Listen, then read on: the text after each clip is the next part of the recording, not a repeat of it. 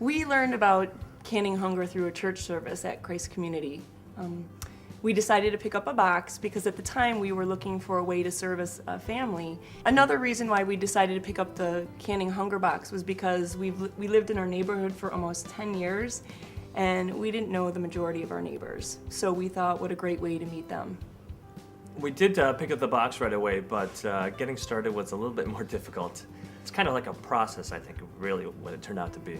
We brought it home and it remained in our garage for about a week, I think. Yep, and then the box moved from the garage to the laundry room, and it sat there for a couple weeks.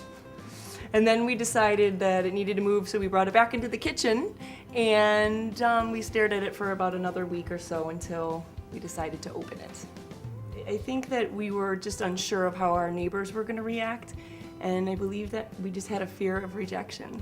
Just the apprehension of stepping out of our comfort zone was something that I think prevented us from moving forward quickly. We were blown away by the positive response from our neighbors. Yeah, we had about 90% of our neighbors donated. We remember our first visit, we took a small wagon with us and thinking that if they filled it up, we'd be pretty lucky. But halfway through the process, we actually had to go back and empty it and go back and collect all the remaining food from the remaining houses. It was pretty amazing.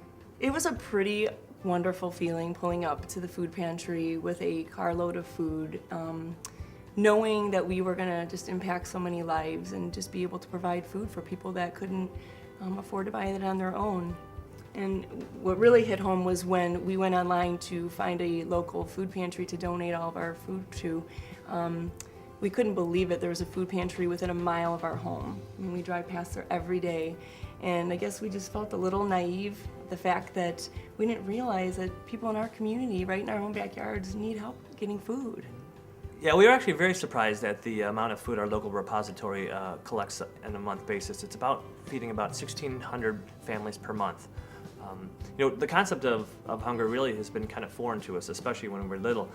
Our parents were always trying to force this foreign notion on us that if you don't eat your food, there's starving people in this world. So it really wasn't something that was close to us or that was even really tangible. It's teaching our children how to give unconditionally. Mark and I were wondering if Noah really understood exactly what we were doing. And so one day recently, after we collected our food, we were looking at all of it in the driveway, and we reiterated to him what this food was for, and the people can't get their own food, and we're going to help them by giving this to them. And Noah looked at us with his big eyes, and he started thinking, and he said, I'm going to go upstairs, and I'm going to get money out of my piggy bank, and I'm going to give it to these people so they can buy food. And so right then and there, Mark and I realized that he gets it. So it's a very non-threatening way to share our faith. There's a couple instances where we were picking up food a couple weeks ago, and a woman shared with us that her mom was really sick. And so we asked her what her mother's name was, and we asked if it would be okay if we could pray for her mother. It's really connected us as neighbors, something so simple as that. Another benefit of doing Canned Hunger is it has built a solid foundation of serving in our family. And it also has increased our sense of community in that we've gotten an overwhelming response from our neighbors. The bottom line is that we're helping to feed those in need, and that alone is just a great enough reason to do this for us.